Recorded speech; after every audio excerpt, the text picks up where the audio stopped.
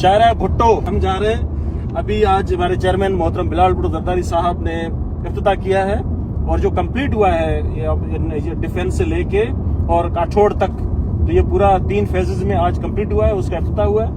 और लोग तनकीद कर रहे थे कि ये जो शायरा भुट्टो बना है उसका जो हेवी ट्रैफिक चलती है कराची के अंदर, जो पोर्ट की तरफ जाती है, उसको आपने कनेक्ट किया नहीं। तो वो भी आज संगे बुनियाद रख दिया गया कि ये 2 साल के अंदर पोर्ट के साथ इसको कनेक्ट करेंगे ताकि हेवी ट्रैफिक यहाँ से जो नेशनल हाईवे पंजाब और बाकी सूबों की तरफ जाना चाहे तो ये सीधा यहाँ से शायरा भुट्टो से लेके सीधा नेशनल हाईवे चली जाएगी, वो मोटरवे लेके पूरे पाकिस्तान में आगे जा सकती है। एक तो ये, दूसरा आज चेयरमैन बिलाल भुट्टो जरदारी साहब ने एक और बहुत बड़ा तारीखी काम जो मेरे दिल को जिसने खुश कर दिया, वो ये कि हम जो सिंध के लोग हैं, हमारी रूह के अंदर सिंध बसती है, सिंध की धरती, सिंध की खुशबू, सिंध का कल्चर, सिंध की पोएट्री।